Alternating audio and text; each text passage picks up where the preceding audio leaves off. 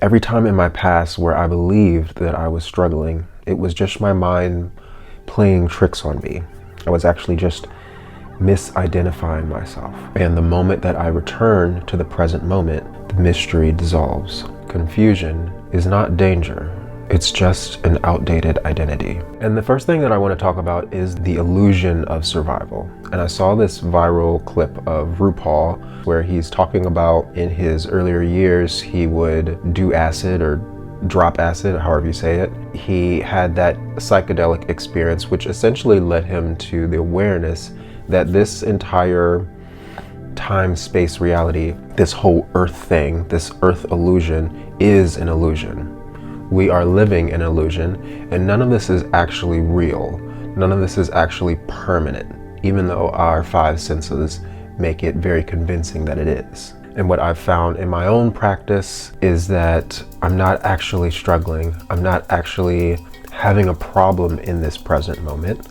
There's nothing happening right now that I can't overcome. Mastery of this earth illusion occurs when you can go from confusion to clarity. And the novice may take 7 years or even a lifetime to get to that clarity. Maybe they never reach that clarity at all. Maybe you can reduce the duration of how long it takes you to get clear from 7 years to 1 year, or maybe 7 months, or maybe 7 weeks, or maybe 7 days, or maybe 7 minutes,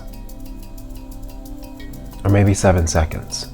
Mastery of this illusion of survival, this illusion that I don't have enough, that I'm struggling, that something is going wrong, that I've reached some permanent threshold where I can't overcome financially, spiritually, emotionally, or otherwise. This is a matter of you tapping back into your breath and tapping back into the present moment. Your identity is the thing that collapses fear, that collapses the illusion. I had this one experience with an employer where I was sort of on a downward trajectory, and other areas of my life, like my finances, were at large doing just fine.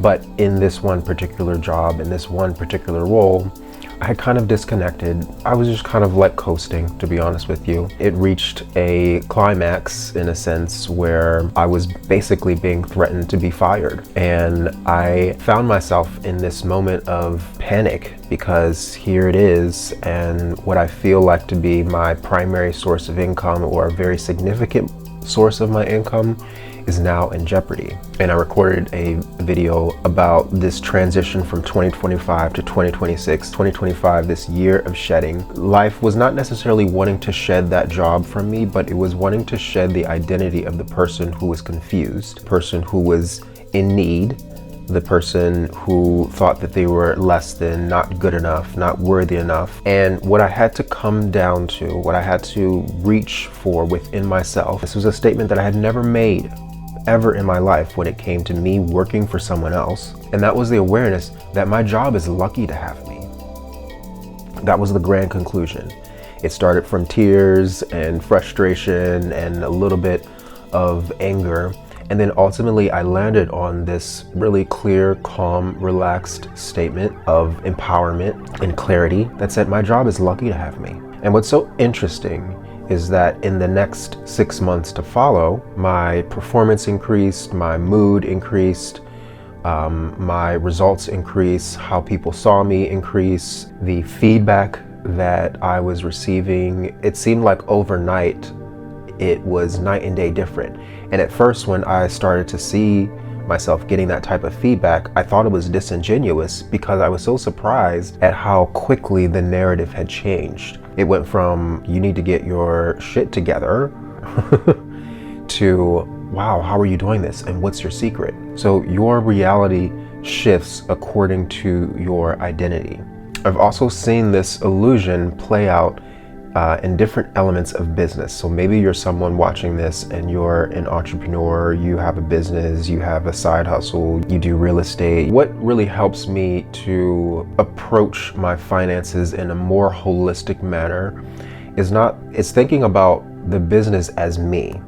I am the business, right? And whether my business is being employed by someone else, or my business is some venture that I'm doing on my own, the business is me. And your identity informs your nervous system.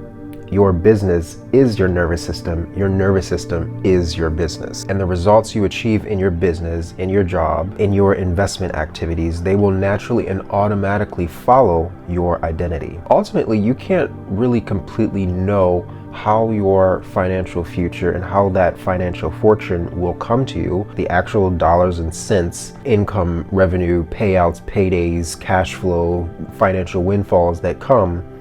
They're not necessarily something that I predicted to a T, but they do follow the sum total of the nervous system offering that I am emitting. So ultimately, there's nothing to truly know except who I am. That is what I need to know. If I want my finances to increase, and if I want my financial results to magnify, my focus is on my identity. My focus is on who I know myself to be and who I claim to be in this present moment. Lately, I've been re-locking into my YouTube channel, and one thing that has tripped me up and gotten me confused and brought me back into the illusion was wrestling with, like, how frequently should I post? What's the timing? Like, should I time it? Like, should I post this video on Wednesday? Should I post it on Thursday? How often should I post? What I was wrestling with the other day is that I had a video and then I was like, I want to post that right now. I don't want to wait. I don't want to wait a week to post it. I'm going to just post it right now because I'm so excited about it. And I was going back and forth and back and forth. There's so many teachers and coaches out there that will teach you how to grow a business, or teach you how to grow a personal brand, teach you how to master YouTube and master social media. And everyone's got all these opinions about about what the right timing is, about what the right frequency is, about the right cadence, thumbnails and tags and SEO and all the things. And the conclusion that I came to within myself is that my pace is now. The only thing that I actually ever have is the identity that I'm claiming right now. And if the identity that I'm claiming right now leads me to feel that the best thing that lights me up on fire is to post right now, even if I just posted 2 days ago, or even if the last time I posted was a week ago or 2 weeks ago, that doesn't matter. If I've done the work to bring myself back into this present moment and know myself as the one who is abundant, as the one whose income is ready to double, whose wealth is ready to triple, whose results are ready to multiply tenfold, the only thing that I have is my awareness of all that in the present moment. Velocity in terms of momentum and external momentum and things going viral and sales picking up only increases with my present moment clarity. I can't go faster tomorrow. I can only be clear now. I want to introduce this sun metaphor. So if I think about the sun, there bright in the sky, the sun shines brightly, and it's never going to be possible in this lifetime that my eyes will be able to look directly into the sun without damage. But the brightness of the sun is undeniable. If I'm going around thinking about whether people see me, whether they notice me, then I am kind of losing track of the main point. Because me, in the identity that I have claimed as the one who has something to share, who has immense value to offer, whose brightness is undeniable, I don't need to bother myself with questioning whether people see me, because my brightness is undeniable. My value is undeniable. The sun doesn't dim because other people's eyes can't handle it, and my brightness doesn't need recognition. I was having this conversation with my sister over Thanksgiving, and she said that her goal was to make magical you money. And when she said that, I absolutely lit up. Yes. There's something about those words, and I kind of played around with those words and just kind of experienced those words over the next couple of days and couple of weeks. That magical FU money doesn't come from other people recognizing you. That comes from source. That comes from creation. That comes from spirit. That comes from God. Whatever word you want to use, doesn't matter. And I just posted a video about, in 2026, what if the universe is ready to double your wealth and income? And so we're looking for an unconventional amount of income. We're looking for a business and a revenue stream that is unconventional. And you can apply this wherever. You don't have to limit this to a business. Maybe right now you are wanting to lock in an unconventional income from a job or from an investment portfolio or as a freelancer or whatever, right? But we're not looking to have linear, incremental, okay, today I made this amount, and then the next day I'm gonna make that amount, and the next day I'm gonna make that amount, and the next month I'll make this amount, and then the next month it'll be like a little bit bigger, and then a little bit bigger, and then a little bit bigger. That doesn't get me excited. That doesn't fire me up. I'm not like, oh my God, I can't wait to make a payday that's linearly bigger than the last. We're reaching for that girl math income, not boy math logic. And if you're enjoying this content, I offer money recalibration sessions using human design. The link is in the description. I'm not here to solve your problems. I'm here to help you dissolve the version of you that keeps creating them. I'm not here to give you the answer. I'm here to activate the part of you who already knows the answer. I'm not here to push you into success. I'm here to help you receive the success that's been trying to reach you. My work isn't strategy. It's reconnection. It's remembrance. It's restoration. My work is helping you reclaim your internal authority, stabilizing your energetic baseline, embodying the version of you who's already wealthy, showing up as a person who is undeniable, walking as someone who is impossible to ignore. I've also seen this illusion of survival in love and relationships and dating. And one time I met someone, we met online, and a few days went by, or maybe like a day went by, we didn't text, but then he texted me back, I just want love, FYI. Can you provide? And I'm like, provide you with love? You and I are love in human form. What exactly are you saying you don't already have right now? All I know is that I can provide myself love, and some people can see my love clearly and others can't, but their sight is never in my control. It's an illusion that someone else is going to be able to show up every day and radiate the love that you need right here, right now, in this very moment, in real time. I never want to sign up for giving someone else love. I'm going to sign up for loving myself. And then as life makes it clear that we are in alignment and it makes sense and it's a really great idea for us to be together, you will notice that I am radiating love, but that's because I'm prioritizing giving that love to myself. And you must do the same for you. Because God forbid I show up on a day where, you know what, I just need to fill my tank up a little bit more, and I don't have love to radiate on you, and I don't have time to spend with you to radiate that love. I'm actually going to need to go within myself to give myself the love that I need to have right now, and then I'll be able to come back to you after I've already filled my own cup and I've gotten myself out of the illusion of survival, out of the illusion of scarcity, out of the illusion of lack, and then you'll see the love that I have. Or maybe you won't, because if you haven't given yourself love, then I can't say that you're going to see it. I can't say that I'll ever be able to do a damn good job of being able to guarantee that you will feel the love that I'm radiating.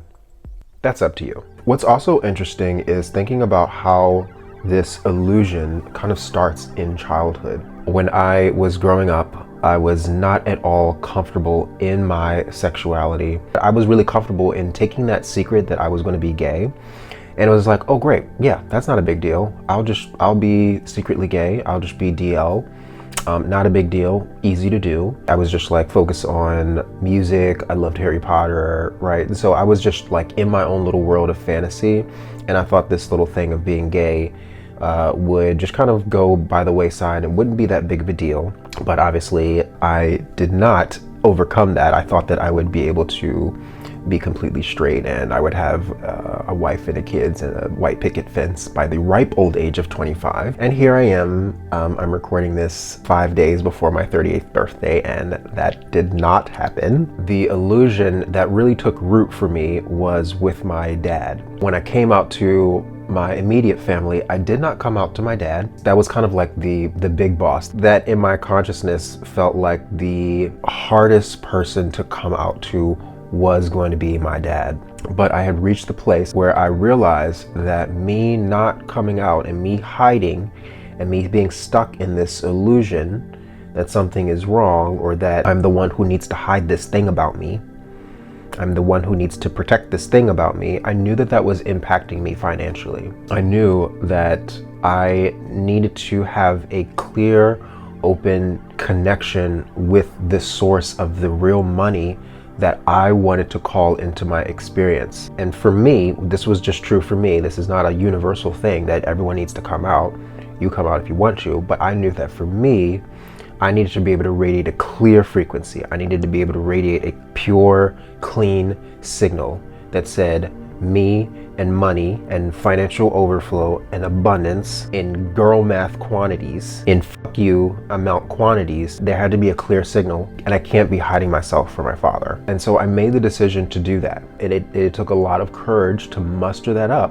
But I was like, damn it, we're gonna do that. We're gonna get the fuck over that. We're not gonna not come out. Like, I had reached such a clear place in my identity that I am the one who is rich. I am the one who is wealthy. And so we're gonna have to get through this. And this is what we're doing. This is going from confusion to alchemy, from pain to magic, from despair to source energy. This is going from scarcity to overflow. If I step into the identity of the one who is earning the dream income, and so for example, let's just say that I'm dreaming of earning $100,000 a month. What does the version of me earning 100K months look like? What is life? What am I focused on? So I'm not focused on trying to make that money. I already have it. I'm accustomed to that. So what am I doing? And when I tap into that personally, that version has time. That person has more than enough. And what feels irresistible to me is to just create art about possibility, which is really the nature of these videos. What I really enjoy in these videos is talking about the magnitude of what is possible and the magnitude of what is possible financially. And so I'm letting that creative process unfold in a way that is unplanned. And this reminds me of yoga. My favorite type of yoga class to take is a vinyasa flow class. Every class is different because I show up as the student, I'm in my practice, I'm on my mat, I'm breathing, I'm connecting with myself, and I'm following the guidance of the teacher who has prepared a sequence of poses, and by the end of it, I start to memorize it, not with my mind, but with my body.